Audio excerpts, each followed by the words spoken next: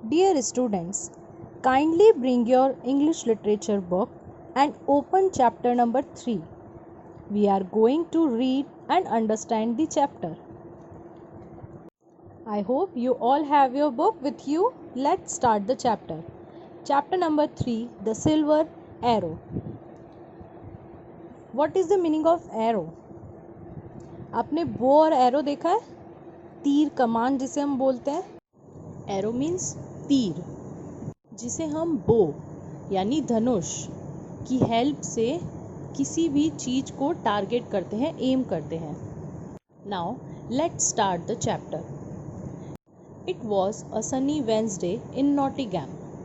One of the sheriff's men came riding through the town. He took out a poster from his bag and hung it on a lamp post. A little boy was watching him. As soon as he left, the boy took the poster and ran off into the woods. ये Wednesday की बात है. Nottingham नाम की एक जगह थी जहाँ पर एक दिन शेरिफ वो पर्सन होते हैं जो लॉ एंड ऑर्डर को हैंडल करते हैं, जैसे पुलिस ऑफिसर्स होते हैं, सेम वैसे वो एक दिन टाउन में आते हैं और अपने बैग में से एक पोस्टर को निकालते हैं और उसे लैम्प पोस्ट पर लटका देते हैं. हंग मीन्स लटकाना. लैम्प पोस्ट क्या होता है? एक पोल होता है जिसने लाइट्स को होल्ड करके रखा होता है, यानी रास्ते में रोशनी के लिए जो लैम्प्स लगाए जाते हैं वही लैम्प. तो एक बच्चा, लिटिल बॉय, ये सब देख रहा होता है. जैसे ही शेरिफ वो पोस्टर लैम्प पोस्ट पे हैंग करके चला जाता है तो वो बच्चा उस पोस्टर को लेने के लिए दौड़ता है और जंगल की ओर चला जाता है. Where's Robin? He shouted as he ran through Sherwood Forest. The boy was looking for Robin Hood, the best archer in all of England. Robin Hood was the leader of a group of outlaws called the Merry Men. They all lived in the forest and wore green jackets. वो boy forest की तरफ भागता हुआ shout करता है, where is robin? Robin कहाँ है? Boy robin hood को ढूंढ रहा है. रॉबिन हुड कौन है? बेस्ट आर्चर, इंग्लैंड के बेस्ट आर्चर है. आर्चर कौन होते हैं? वो पर्सन जो शूट करते हैं एरो से, परफेक्ट टारगेट पर शूट करते हैं. और रॉबिन हुड लीडर है किस ग्रुप के? Outlaws called the merry man. Outlaws क्या होते हैं? वो लोग होते हैं जो ये जो लॉज और ऑर्डर है इन्हें फॉलो नहीं करते हैं और अपने आप को जंगलों में, फॉरेस्ट में हाइड करके रखते हैं. तो रॉबिन हुड भी उन्हीं के साथ रहता था और उनका लीडर था. और ये सभी जंगल में रहते थे और ग्रीन कलर के जैकेट्स को वेयर करते थे. Robin hood took the poster from the boy and read it. Robin hood उस पोस्टर को बॉय से लेता है और रीड करता है. Lads, we are going to Nottingham, he called out to his band of outlaws. The sheriff is holding an archery contest in 3 days and the prize is a silver arrow. Robin hood उस बच्चे की तरफ इशारा करते हुए कहता है कि हम नॉटिंघम जा रहे हैं. वो अपने सभी मेंबर्स को, जितना भी उनका ग्रुप था, उन्हें कॉल करता है और बताता है कि शेरिफ अभी हमने सीखा था कौन होते हैं? वो पर्सन जो लॉ एंड ऑर्डर को फॉलो करते हैं. तो वो बताता है the sheriff is holding N archery, यानी उन्होंने एक आर्चरी कॉन्टेस्ट रखा है 3 डेज़ में और इसका जो प्राइज़ है वो है सिल्वर एरो. रॉबिन हुड और उनका ग्रुप बो एंड एरो का यूज़ बहुत अच्छे से जानते थे और एम करना भी अच्छे से जानते थे. तो ये कॉन्टेस्ट उन लोगों के लिए ही था. Don't go, it's a trap, he is trying to capture you, said one of his man. तभी उस ग्रुप में से एक मैन रॉबिन हुड को क्या बोलता है? डोंट गो, नहीं जाना. It's a trap. Trap means ये जाल है, हमें फंसाया जा रहा है. He is trying to capture you, वो तुम्हें पकड़ना चाहते हैं. Nonsense, he will never catch me, Robin Hood answered confidently. Robin Hood क्या आंसर करते हैं आगे से कि ये सब फालतू की बातें हैं, वो मुझे कभी भी पकड़ नहीं सकते. Robin Hood was a noble man at one time, faithful to the king. पहले की बात है, रॉबिन हुड एक नोबल मैन है. मीन्स नोबल मैन क्या होते हैं? वो पर्सन्स जो बहुत ही अच्छे वर्क करते हैं और जिनकी पोजीशन बहुत अच्छी होती है. तो पहले वो एक राजा के साथ रहते थे और राजा उन्हें बहुत ही फेथफुल पर्सन मानते थे। When the king was fighting wars in far off lands, he left his brother the prince to rule in his absence. जब किंग अपने लैंड यानी जहाँ वो रहते हैं, जहाँ उनका पैलेस था, वहाँ से दूर कहीं जाके फाइट करने, वार यानी दूर जाके कहीं लड़ने गए थे, तब उन्होंने अपने ब्रदर को उनकी एब्सेंस में अपने पैलेस में रूल करने के लिए कहा था, मीन्स अपना राज्य संभालने के लिए कहा था। But the prince was an evil man, लेकिन जो प्रिंस वो राजा की तरह बिल्कुल भी नहीं था, वो बहुत ही बुरा था। He was an evil man.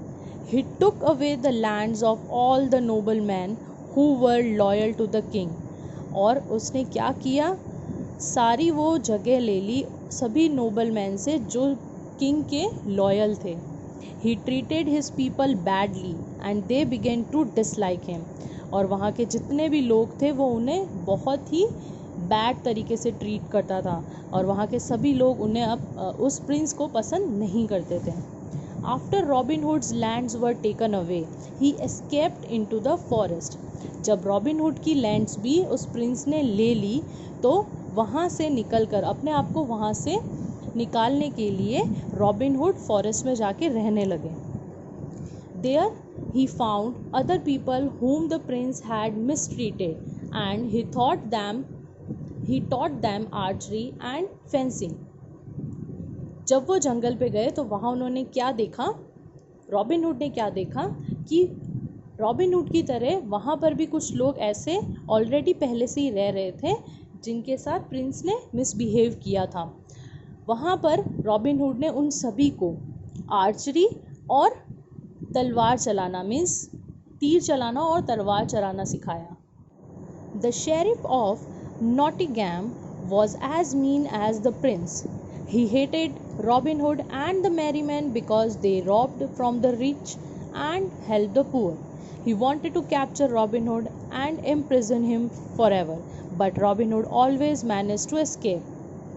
नॉटिंगहैम के जो ऑफिसर है वो भी प्रिंस की तरह ही मीन थे, यानी प्रिंस की तरह ही मिसबिहेव ही करते थे, और उसे रॉबिन हुड और उसके जितने भी साथी थे वो बिल्कुल भी पसंद नहीं थे। क्यों पसंद नहीं थे? क्योंकि रॉबिन हुड और उनका जो पूरा ग्रुप है वो क्या करता था, रिच यानी जो रिच पर्सन्स होते थे जिनके पास बहुत सारा सामान पैसा सब कुछ था, वहाँ से वो उनसे चुराते और उन्हीं चीज़ों को पुअर लोगों को जाके देते, यानी पुअर पीपल की हेल्प करते थे।